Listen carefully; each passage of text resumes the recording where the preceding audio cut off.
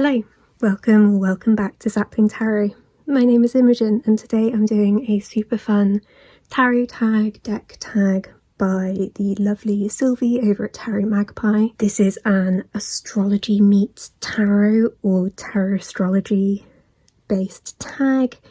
It walks you through all 12 houses of the zodiac and you pick a deck to go with each one. Now, I am an astrology enthusiast, however I am terrible at retaining astrological information, so I cannot recommend highly enough that you go toot sweet over to Sylvie's channel and watch their video about this, because they will explain the houses so much better than I will. Not only their channel, but I also recommend that you go and check out their Patreon, because that is where a lot of their specific tarot astrology content lives, and it's very, very cool. So starting with the first house of sense of self, identity, the big kind of I am sort of sense of it all. I think this was one of the hardest ones for me to choose, even though it was the first prompt, but I went for the Lilith Tarot. I really see myself in this deck, I guess. When I've done other astrological tags and stuff, I have picked this one out for Gemini, because there's this duality of the Lilith and Lucifer thing going on in it. I don't know, there's something kind of airy about it with the kind of the use of negative space. And yeah, so my first house, my rising, is Scorpio, which makes me super fun and chill. I enjoy the Scorpio-ness of who I am. I like cutting straight to the deep stuff. There we go, there she is, queen of the moment. So I think this kind of Lilith and Lucifer feels quite Scorpio to me as well, but then also, yeah, this deck feels like me. There's my Gemini card. We'll probably talk a little bit about my personal astrology as we go through, but I also may well forget to do that. I think all of my decks feel like me in some way, shape or form. So it was really hard to narrow down exactly. It's my birth decan card, 10 of Swords. What joy. But yeah, this was where I ended up with it. I think that this is a gorgeous deck. I like the slightly blingy details. I love these backs. Yeah, feels like me, feels like this feels like a good place to start. I really apologise if you can hear either the storm outside or my boiler going. I am racing a migraine to be able to get this filmed, and if I wait any longer for the noises to stop, it's simply not going to get done. If you know me personally, you will know that I've essentially just gained a new housemate. So the house noises are house noising right now. Okay, on to house 2, which is House of Personal Resources. Sylvie put this as a deck that you use for things like abundance, or kind of thinking about money and kind of your relationship with finances and stuff, but also a deck that is an investment. I don't talk to my decks about money, and maybe I should.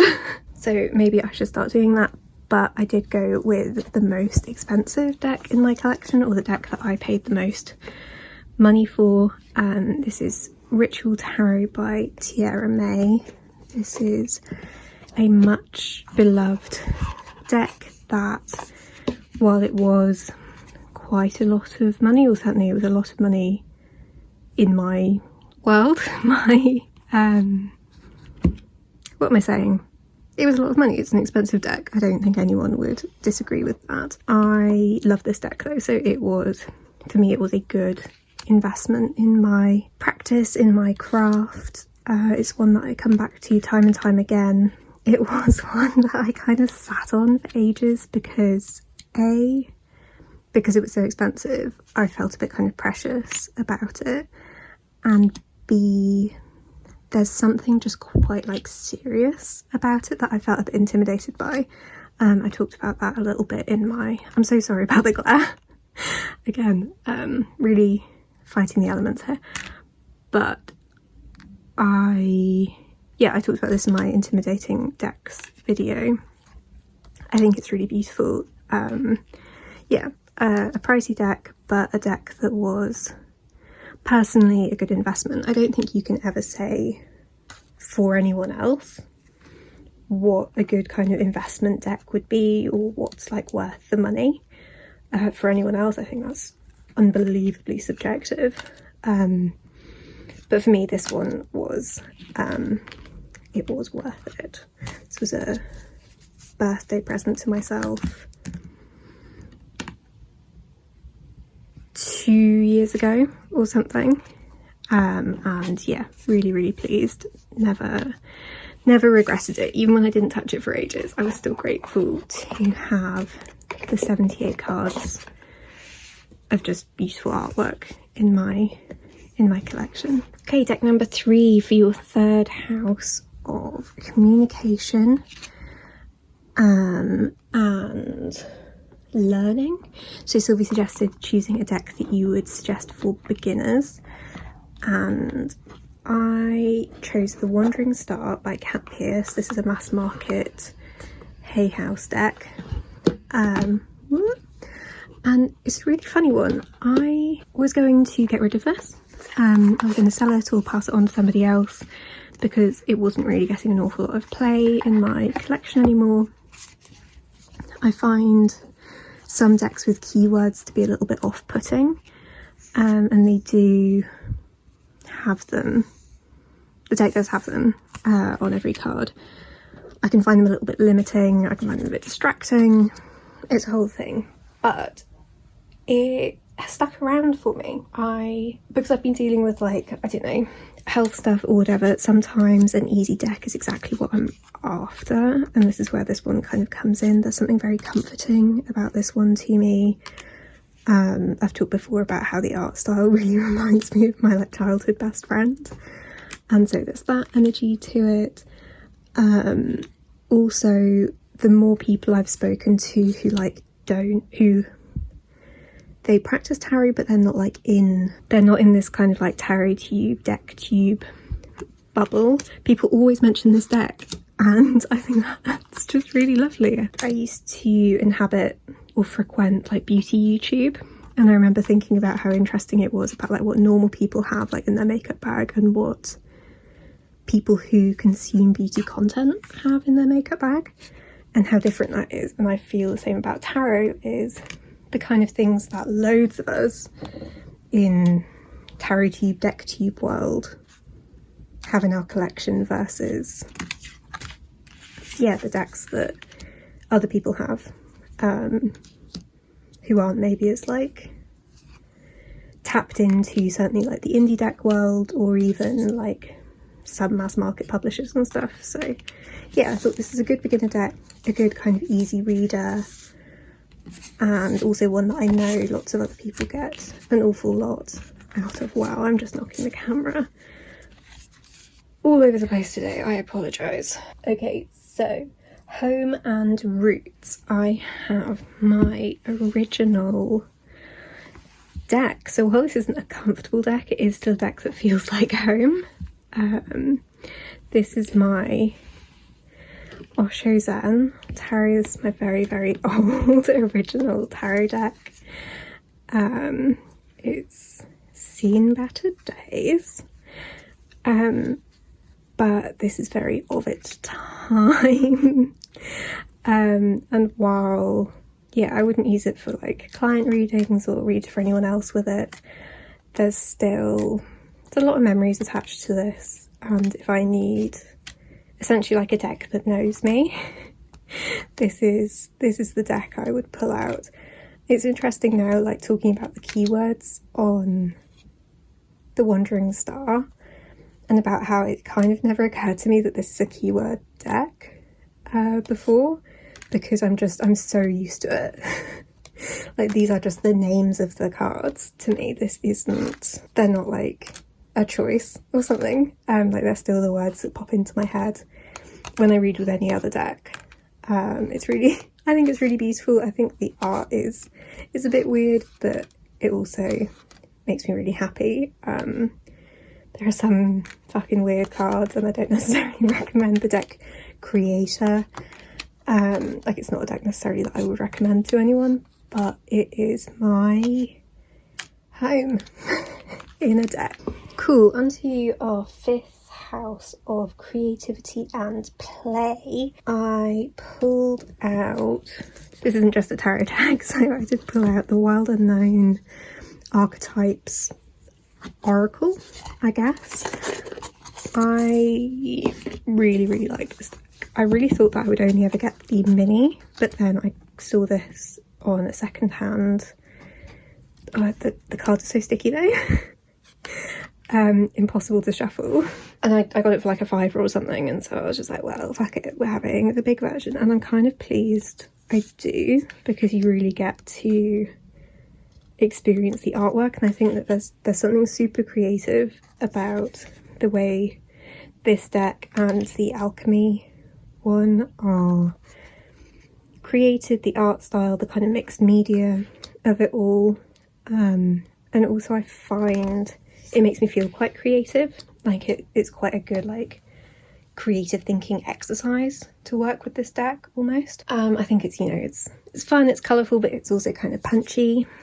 So like, if I'm thinking about kind of the Leo of 5th house energy, I think of, you know, these sorts of really vibrant colours, and there's something very freeing about, oh my god, these cards, something really not freeing for the cards, because the cards stick to each other, but there's something really freeing about working with anything with this kind of loose art style. It kind of encourages you to do that, and also the circular thing is quite freeing, and yeah, that's my creativity and fun cards deck. You knew what I meant. Although look, we're really struggling to actually fit them in my hands. Okay, 6th house is habits, systems, routines. So I picked a deck that I use a lot, so it's like it's a habit, but also something that I use for, or a deck that I work with for like practical stuff. If I need a kick up the arse to just get shit done, or like how to proceed in a situation, then Outgrow Yourself is who comes out. We got risk everything to gain everything. What grows in the shade? Find your purpose. You know, these sorts of things. You know, she's a bit of a prickly deck, but that's exactly what I need. I've talked about this being like my inner teen deck, my like angsty deck, and I think like this has helped me essentially develop like more respect for my inner teen, and realised how helpful these things can be within their own context. Like, sometimes I'm just not in the frame of mind to hear you only fail when you stop trying. Like, fuck off. But there are many times when that is exactly what I need. Or, you know, something like you're already there, enjoy, can also come out, and then that's, you know, that's charming. Okay, 7th house. I really struggled with this one, which is to do with partnerships, contracts, and like connection with others. So I went a little bit route 1, and I thought about a deck that has like helped me with my like connection to others, and I mean also to a point like connection with self. But like the journey that I've been on with the Goddess of Love tarot in this gorgeous Kelly Bear pouch. We always have to point out the beautiful pouch. Oh, and by doing that I totally derailed myself. This has been like part of like an ongoing project, I suppose, for me and like my relationship with relationships. And so that was kind of it, you know. It's about love. It feels like a very Libra deck. It's, you know, it's very Venusian. It's all of that kind of stuff. But I also thought that while that is very root one, I would go on further and with partnerships show the deck that I pair with it. I don't do a ton of deck pairings. I've mentioned that before. I know that is something that a lot of people here on TarotTube do. It's not really, I don't really have space to do much in the way of like big patchworky quilt, scrapbooky spreads, but I love these two together. I used these for, I think it was in like Sensual September or something, and I fucking loved it. They're both these kind of collage-y things. This is, did I even say what this is? This is a Tantric Dakini. It's been trimmed. They both have been trimmed. These are very much like my decks now. I can never get rid of them. But yeah, I love these together. Worked with them back in September. Absolutely fell in love with it. It was the first time that I was just like, oh, I really get the like the deck pairing thing. These really, that's not true. I worked with Outgrow Yourself and Lilitha back in June of last year, and I was like, oh, I get it now. And these two, I was just like, yeah, this is fucking great. You've got the collage, you've got the old, you've got the new, the kind of the vintagey thing. Yeah, you've got this kind of cosmic situation, and then this is like a little bit more grounded. But yeah, I love these together. There's something a little bit sexy about them, and I think together they make a perfect pairing, which feels very 7th house. Okay, 8th house. Now this is my home. You know, I already mentioned about being a Scorpio rising. I'm very on board with those Scorpio themes of, you know, sex and death and transformation and the subconscious, and that's like, that's my home. And then that comes together with my Gemini 8th house stellium, which is when you have like a bunch of shit in one place in your chart. So I think this is a very Scorpionic deck, the Cave of the Sibyl Oracle. I don't think that's like a bold claim. I think that makes sense, but it works particularly well for me with my like Gemini 8th house because it has a little poetry book in it, and oh, I feel so seen by a guidebook that is totally like, it doesn't help. It's really beautiful. It doesn't help with your reading. You are on your own, babe. With this oracle, you have to find your own meaning, and I think that's really beautiful. But it does feel very, very 8th house. Yeah, this is a gnarly deck, and it makes me really happy. Yeah, this is 8th house transformation, sex and death and taboo and inheritance, and yeah, I mean I don't know how much more I can say other than what a perfect deck. I know that Eleanor over at Mermaid's Dreams Tarot is doing like an in-depth study of this, and I think that's just impossibly cool. I don't think I'm like ready to do a really in-depth study of it, but yeah, it's gorgeous. The titles are on the back, but like I say, it's very, you're on your own, babe. 9th house of exploration and worldview. I know that Sylvie put this down as a deck that like either you ask philosophical questions, which is all of my decks, I'm a pain in the ass, or a deck that had like expanded your worldview in some way. So I struggled with this one. This was one of the ones that I have the most kind of chicken scratchy notes for, because each deck I would pick I realised would fit another prompt better. So I did choose the ritual, I did choose the archetype, I thought about outgrow yourself. There's a whole bunch of things. Goddess of love, like I said, that expanded a lot of stuff for me. But in the end, the Tarot Volatile was the best because A, it literally has expansion packs. So you get to kind of build your own deck out of the cards that you think fit best. But also it has a whole other suit. So yeah, mine's in order because I recently got the expansion pack. So I've swapped out some of the cards. So instead of a High Priestess, we've got Intuition. Instead of an Empress, we've got Fertility. Oh, it's so pretty.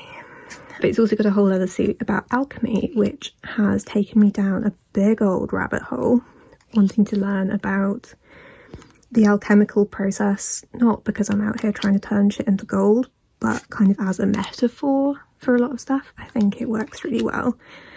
And so yeah, I think that some of the cards look quite like paintings of old masters that you can imagine being paintings of philosophers as well. So there's many layers to this one. It is a real favourite deck. It's also one of Sylvie's favourite decks, and the deck that I associate with Sylvie a lot, as do many people. I think I bought it because of Sylvie. Like lots of people, they should be sending commission Tarot Magpie's way. Yeah, it's a fabulous deck. But yeah, that's my pick for my 9th house of exploration and worldview, is the mind-expanding Tarot Volatile. Okay, recognition and reputation. I think Sylvie picked the Tarot Volatile for this one. So I don't know what decks people associate with me particularly. I'm not really that well established for people to, I suppose, have made that kind of assessment of me. But I thought that in terms of it being 10th house of being things like kind of work and sort of, I don't know, like legacy and reputation and that kind of thing, I thought I would pick my working deck, which is the Tarot of the Divine. This is the one that I take to market. It's a bit beaten up, some of the cards are a bit warped and things, but it is a very, very well used, well loved deck. It sums up a lot of kind of my perspective about tarot and the storytelling aspect to it, in terms of all of these cards have folklore, myths and legends attached to them, like fairy tales and stuff, and I read in a very narrative way. I lean on the stories in these cards quite a lot. It covers a lot of different cultures and things, and yeah, I really love it. It's a colour palette that I really like. I know that the art style is a little bit kind of Disney for some people, but I'm such like a Yoshi Yoshitani fan person. Their art is so cool. I love all their like queer, colourful things. I think they might be making an oracle deck and I will be first in line. I love it so much. Yeah, fantastic. Also taught me loads of stories from like other places that I didn't know as well, because it's like a whole storybook that you can buy alongside it. Yeah, so for my house of reputation, 10th house of recognition, Tarot of the Divine.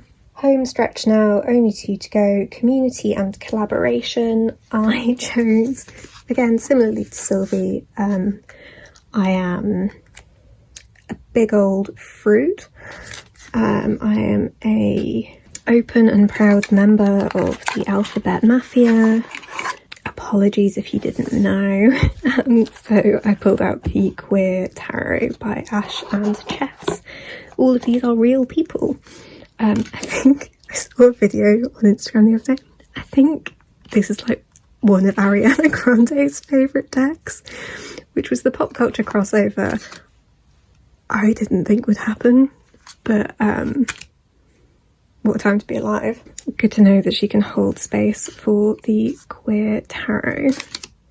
But yeah, I love being queer. I love being part of the queer community. while a lot of it is more in theory than in practice for this little disabled bean, I feel my most at home amongst other queer folk. I think there is kind of a queerness to magic and tarot and all of these things, and that's not to say that if you aren't queer or you don't identify as, LGBTQIA+ or whatever, that you can't tarot, that you can't witch.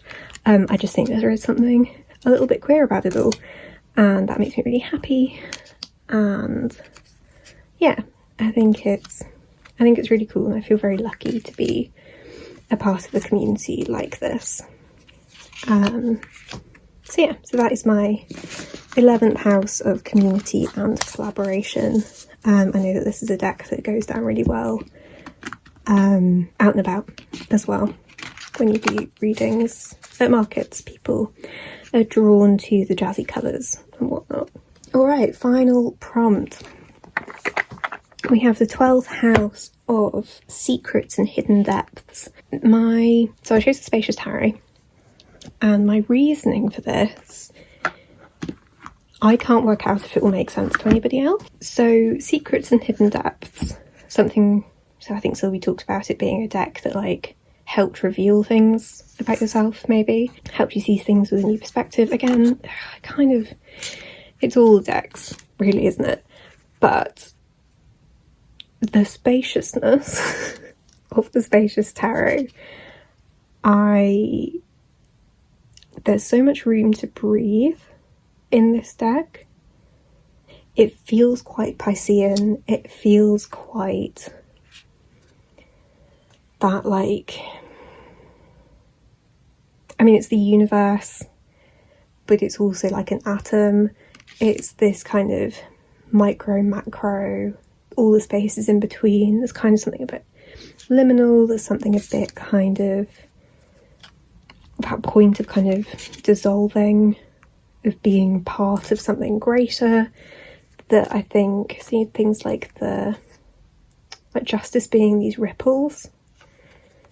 Like, some of them are a little bit more classic interpretations, but yeah, there's something in these cards that I think speaks to the macrocosm in the microcosm and the microcosm in the macrocosm. Geez, say that 10 times fast. And yeah, there's just a lot of room to breathe, and it's helped me figure out how I feel about a lot of cards as well. I think seeing them through this particular lens by these creators, I have a lot of respect for them and for this kind of wonderful thing that they created. And it's been a really, really valuable part of my tarot journey, because of giving me that space to kind of find my own meaning in things. Again, it was sort of one that I was a little bit intimidated by, because I was intimidated by any remotely pippy decks, and I like it a lot. It's a very dear place in my heart. And that is our final one for the 12th house of secrets and hidden depths. I have the Spacious Tarot. So that's your lot. Thank you so much for being here. I hope you enjoyed. If you did, you could give the video a like. You could even consider subscribing for other ways to support me, my channel, etc. There are links in the description box to my website and to my Ko-fi page, where you can put some money in the tip jar or even book in a tarot reading with me. Thank you so much for being here. I hope you're taking really good care of yourself, and I will catch you in the next one. Bye.